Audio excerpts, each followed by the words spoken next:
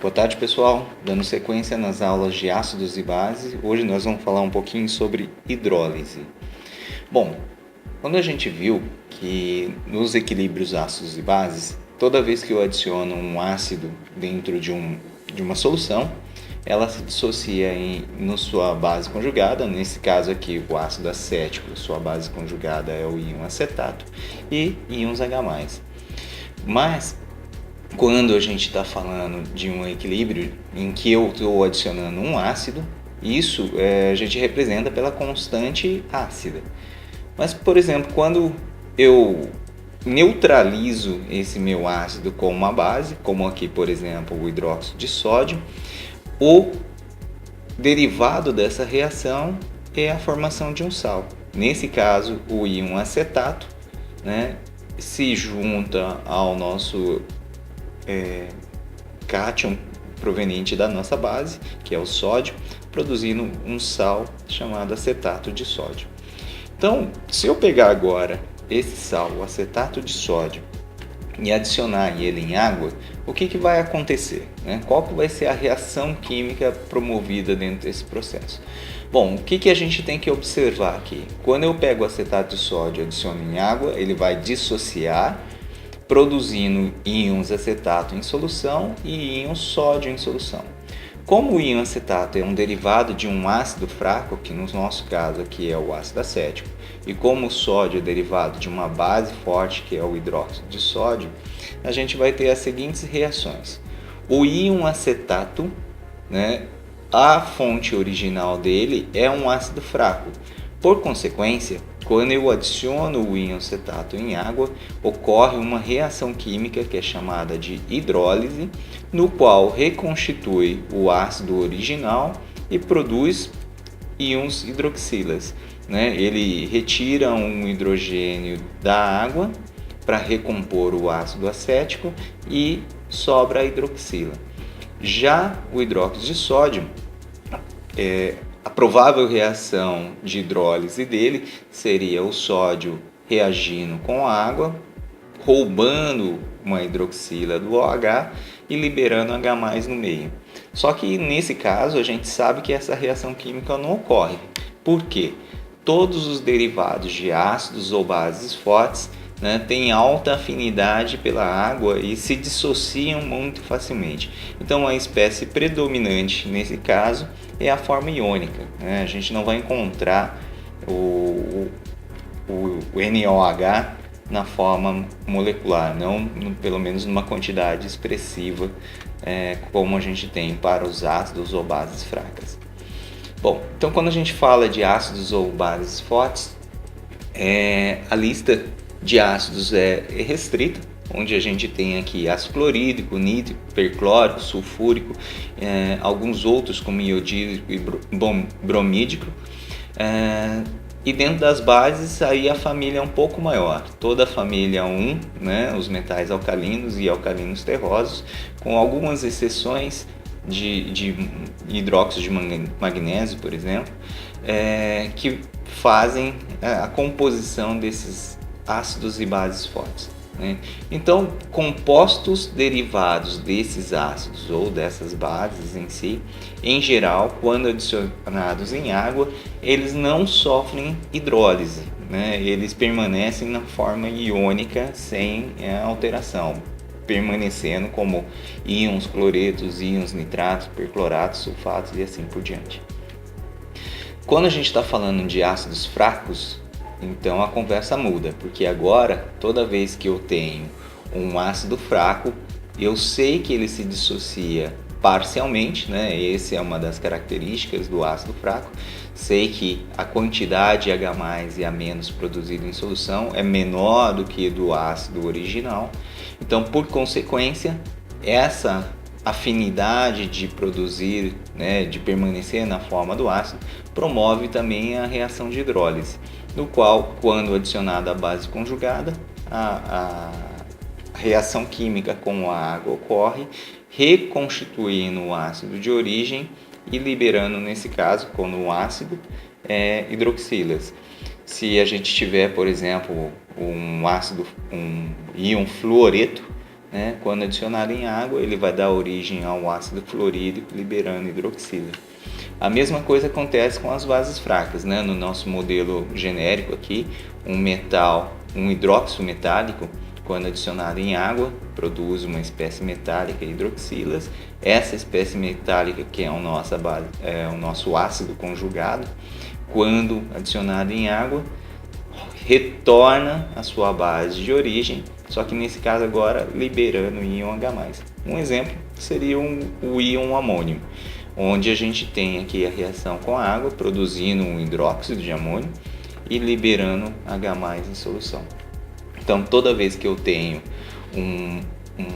um ânion que é derivado de um ácido fraco, o meio reacional tende a ficar alcalino. E toda vez que eu tenho um ácido derivado de uma base fraca, o meio reacional tende a ficar ácido, né? Como o exemplo aqui da amônia. Bom, como a gente estava falando da dissociação de um ácido fraco, a gente tem uma relação entre produtos e reagentes, e essa relação é chamada de constante ácida. As hidrólises também têm a sua relação, produto sobre reagente. E nesse caso, a constante também ganha um nome, que é a constante de hidrólise, né? Representado pela letra K e o H de hidrólise aqui. Ela é representada da mesma forma como a gente faz para os outros.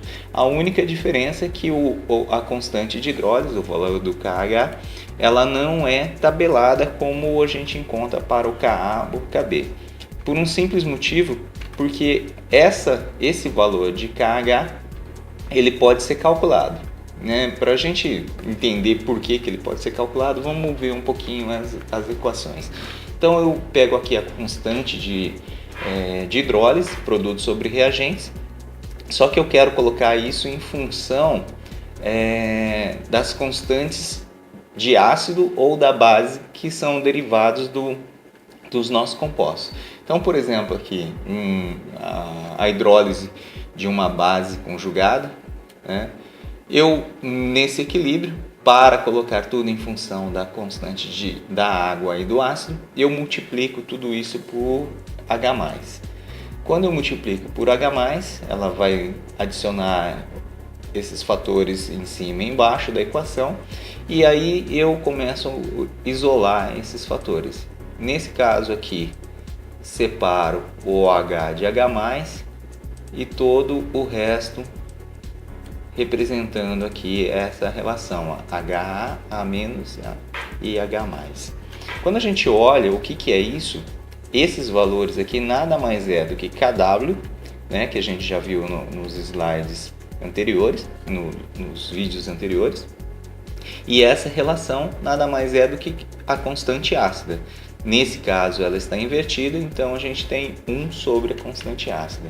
Então, quando a gente está falando da constante de hidrólise, a gente não encontra tabelas com os valores de constante de hidrólise, porque simplesmente a gente pode calcular esse valor, né? Considerando aqui o valor de KW e o valor do Ka, toda vez que eu tenho aqui uma base conjugada derivada de um ácido fraco. Quando é um composto derivado de uma base, né, a gente também pode calcular, só que nesse caso a relação não será mais Ka, mas sim Kb, né, porque o nosso composto de origem que está derivando esse processo todo é uma base. Então, olhando a tabela lá de Ka e Kb, sabendo que o valor de Kw é uma constante também, a constante da água, que é 1 vezes 10 a menos 14, facilmente a gente pode calcular isso. Uma das formas que a hidrólise acaba influenciando é na determinação do pH das soluções. Então, a partir de compreensões das reatividades químicas desses compostos com a água, a gente pode prever se uma solução, quando um sal adicionado a ela, vai ter seu pH alterado, se vai ser ácido, se é básico e assim por diante. Então, para a gente olhar um pouquinho, vamos observar alguns sais. Começando pelo sal mais comum que a gente tem, o NaCl. Quando eu adiciono um NaCl em água, eu vou dissociar o meu sal, produzindo Na+, e Cl-. Vamos olhar um pouquinho quem deu origem a esses íons. Então, o Na+, ele é derivado de uma base forte, que no caso é o NaOH. E o Cl- é derivado de um ácido forte, que é proveniente do ácido clorídrico. Toda vez que eu tenho um ácido ou uma base forte, a gente viu que essas espécies químicas não sofrem hidrólise. Então, portanto, se eles não sofrem hidrólise e permanecem na forma iônica, eles não alteram o valor do pH do meio reacional, da nossa solução aí a qual ele é adicionado. Então, a gente sabe que quando eu adiciono sal de cozinha, a água permanece com o pH inalterado, né? Então, o pH, se a água já é neutra, ela vai permanecer com pH 7. O que acontece agora quando eu começo a adicionar sais derivados de ácidos ou bases fracas? Nesse nosso exemplo, eu estou adicionando agora um acetato de sódio. Quando eu adiciono ele em água, eu derivo sódio e íons acetato. Sei que o íon sódio é derivado de uma base forte, que é o NaOH. O acetato é derivado de um ácido fraco. Sei também que quando eu reajo o íon acetato com água, ele transfere um hidrogênio para reconstituir o ácido acético, né? E sobra uma hidroxila, o que torna o meio alcalino. Quando eu tenho um composto, né, derivado de uma base fraca, como por exemplo o cloreto de amônio, as espécies dissociadas seriam o NH4+, e o cloreto-. Sei que o cloreto é derivado de um ácido forte e sei que a amônia é derivado, o íon amônio é derivado de uma base fraca, que é a amônia, né?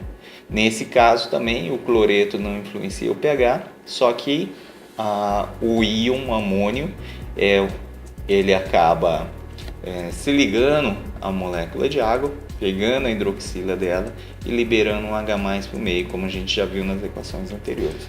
Então, quando eu adiciono cloreto de amônio a uma solução, ela tende a ficar com pH menor do que 7, ou seja, o pH da solução tem a tendência a ser ácida. E agora? Tenho aqui agora uma situação em que estou adicionando um fluoreto de amônio, onde o íon amônio é derivado de uma base fraca e o íon fluoreto é derivado de um ácido fraco. Nesse caso agora, qual que vai ser o pH dessa solução? Nos exemplos anteriores eu tinha ou um cátion ou um ânion que sempre foi forte e o outro era fraco. Agora eu tenho duas condições, sendo que um é fraco e o outro é fraco também. Como que vai ser o pH dessa solução? Para a gente definir agora o pH da solução, eu vou precisar de informações adicionais. Para avaliar, então, se a solução vai ser ácida ou básica, ou neutra em si, eu preciso olhar de forma que avalie as equações de equilíbrio. Vamos começar pela constante de hidrólise do íon amônio. Então, quando eu pego o íon amônio e adiciono ele em água, a reação de equilíbrio é essa. A constante de hidrólise vai considerar o valor de Kw e Kb. Kb porque a gente está falando da relação de equilíbrio amônia-íon amônio.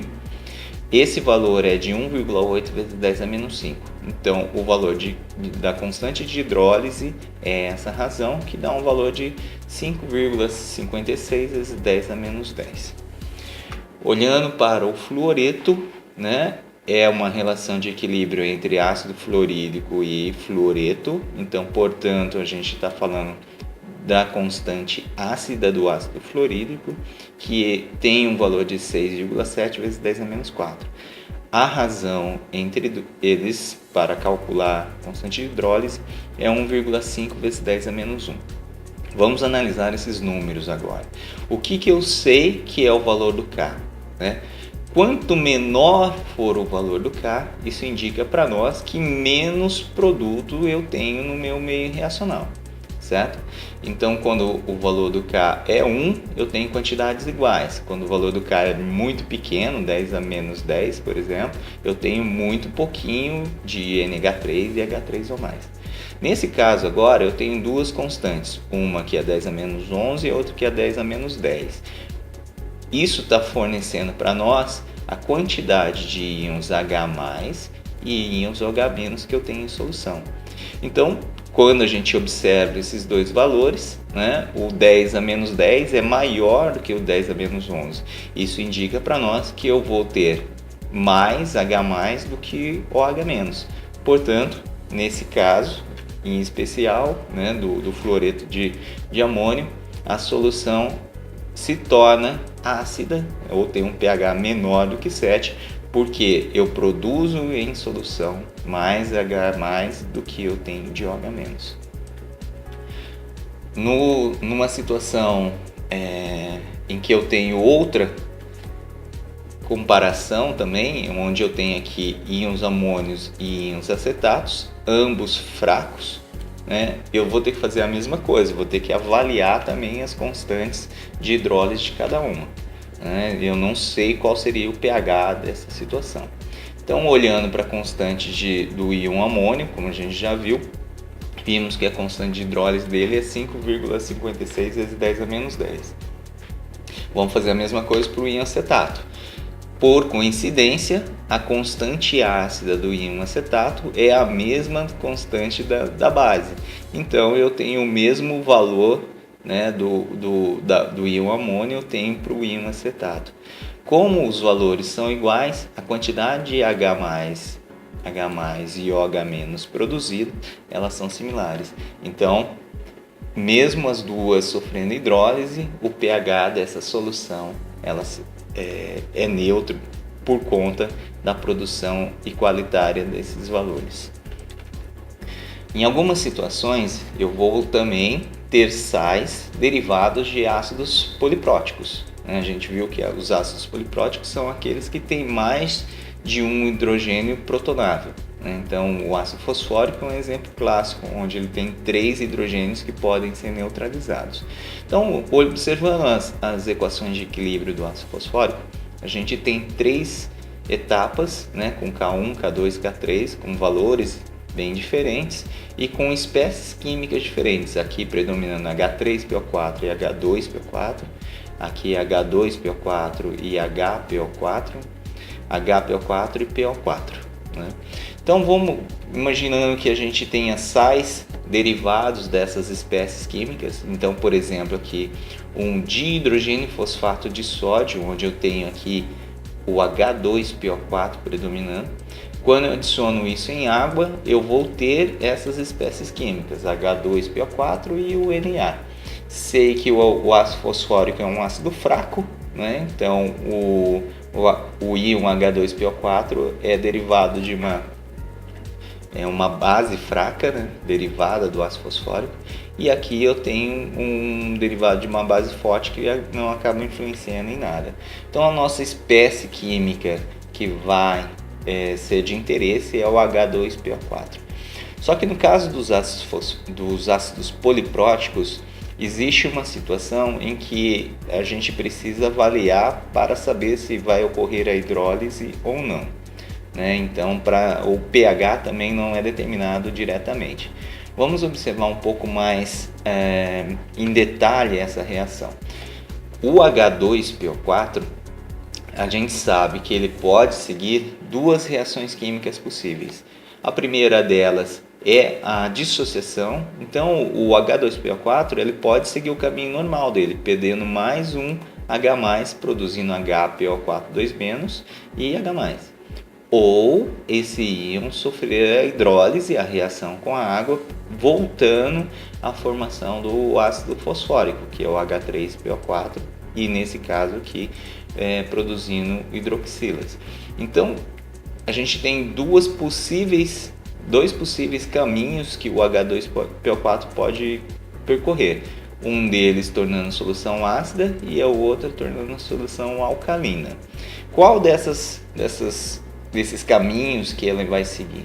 Né? vai depender agora das constantes que a gente está avaliando. Aqui vai ser a constante de dissociação que envolva o H2PO4 e HPO4, que no nosso caso é a constante 2, com o valor de 6,2 vezes 10 a menos 8. E essa segunda reação é a constante de hidrólise. Considerando aqui que os elementos presentes é o H3PO4 e o H2PO4, se a gente olhar lá na distribuição do ácido fosfórico, isso a gente se encontra na constante 1. Então, o valor da constante de hidrólise vai ser uma razão em kW pela constante 1, que dá um valor de 1,3 vezes 10 a menos 12. Quando a gente compara agora o valor da dissociação com o valor da hidrólise, fica evidente que o valor da dissociação é maior do que da hidrólise. Isso leva para nós, isso demonstra para nós que a reação preferencial vai ser da dissociação. Então, nesse caso, para a adição do dihidrogênio fosfato de sódio, a solução derivada disso é ácida, porque a constante de dissociação predomina sobre a constante de hidrólise. Olhando para um segundo sal derivado do ácido fosfórico, o hidrogênio fosfato disódico, nesse caso aqui eu tenho só um hidrogênio e 2 cátions, no caso 2 sódios. O sódio continua sendo uma espécie que não influencia o pH e sobra para nós o hidrogênio fosfato, que pode seguir também 2 caminhos. O primeiro deles é a dissociação, perdendo esse hidrogênio e produzindo o íon fosfato em solução. E o segundo é a hidrólise do HPO4-, produzindo então a espécie anterior, que é o H2PO4. Para a gente saber qual vai ser o caminho, qual vai ser a característica da solução, se ela vai ser ácida ou vai ser alcalina, a gente precisa olhar as constantes de equilíbrio. Nesse caso aqui, as espécies envolvidas é o fosfato e o HPO4, então isso equivale à constante 3, que tem um valor de 10 a menos 2. E no caso da hidrólise, a constante de hidrólise envolve o H2PO4 e o HPO4, que é a constante 2.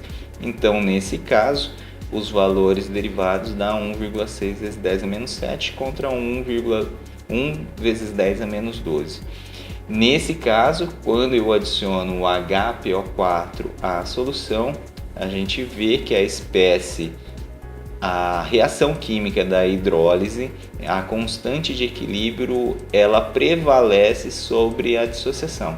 Ou seja, é mais fácil ela hidrolisar do que perder esse último hidrogênio, esse último H+. Então a hidrólise predomina sobre a reação de dissociação. Então, nos nossos exemplos aqui, quando eu tenho o H2PO4, a solução é ácida. Quando eu tenho o HPO4, a solução vai se tornar alcalina. Como atividade, eu gostaria que vocês fizessem alguns exercícios, Então vou deixar aí para que seja entregue em sala de aula, como aquelas nossas atividades, que vocês definam aí para mim esses 4 sais, o fluoreto de amônio, o nitrato de amônio, o fosfato de potássio, o hidrogênio fosfato de amônio. Definam se ele é neutro, ácido ou alcalino, e demonstrem qual é os cálculos que vocês obtiveram. Procurem os valores de constantes de equilíbrio na internet, tá? E apresentem depois em sala de aula para mim. Uma forma da gente determinar também as hidrólises, além de ser uma forma qualitativa, como a gente fez para os sais, é fazer os cálculos em termos quantitativos. Eu posso, por exemplo, determinar o pH de uma solução quando adicionado um sal a esse meio. Então, no nosso exemplo aqui, eu quero saber qual é o pH da solução quando eu adiciono um sal, que é o acetato de sódio, na concentração de 0,1 mol por litro. No nosso exemplo principal, a primeira coisa que a gente vai fazer é calcular a constante dela. A gente viu que a constante nada mais é que Kw sobre Ka, que é de 5,56 vezes 10 a menos 10. Substituindo isso na equação de equilíbrio, a gente tem aquela montagem das equações, né? Eu sei que as espécies produtos vão ser geradas, eu não sei quanto que elas estão sendo geradas, por isso que eu chamo elas de X, tá? Mas eu sei que elas também saíram de um volume de uma concentração de 0,1 e vai reduzir em X, exatamente como a gente faz para os ácidos e bases. A diferença é o valor da constante que a gente está observando.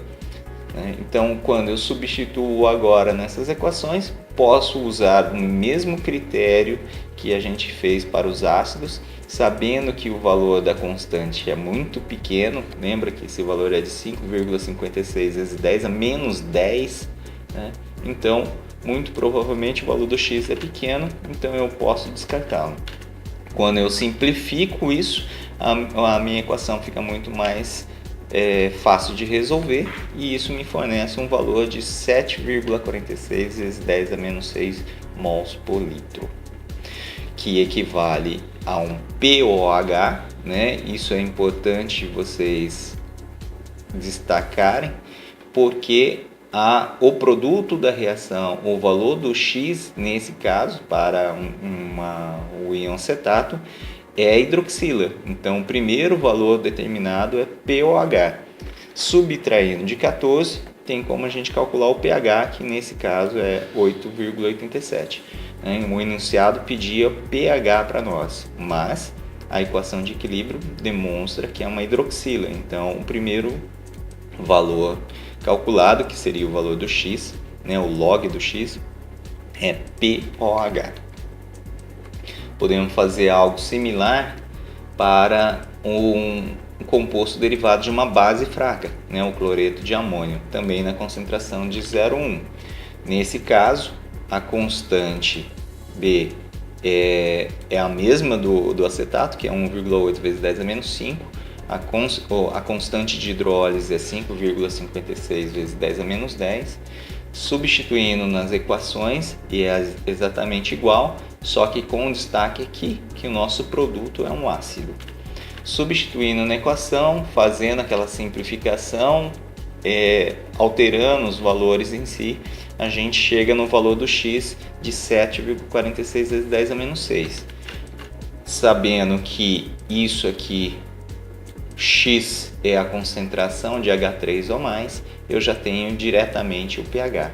Então, o pH de uma solução de cloreto de amônio é 5,13 dentro do nosso cenário. Vou passar também mais 2 exercícios que gostaria que vocês entregassem. São cálculos de hidrólise de 2 sais, o cianeto de sódio e o cloreto de amônio nessas concentrações de 1 mol por litro e 0,2 mol por litro. As constantes ácidas já são listadas aqui e gostaria que vocês determinassem o pH dessas soluções. Ok? Fica assim, pessoal. Um grande abraço. Até a próxima videoaula.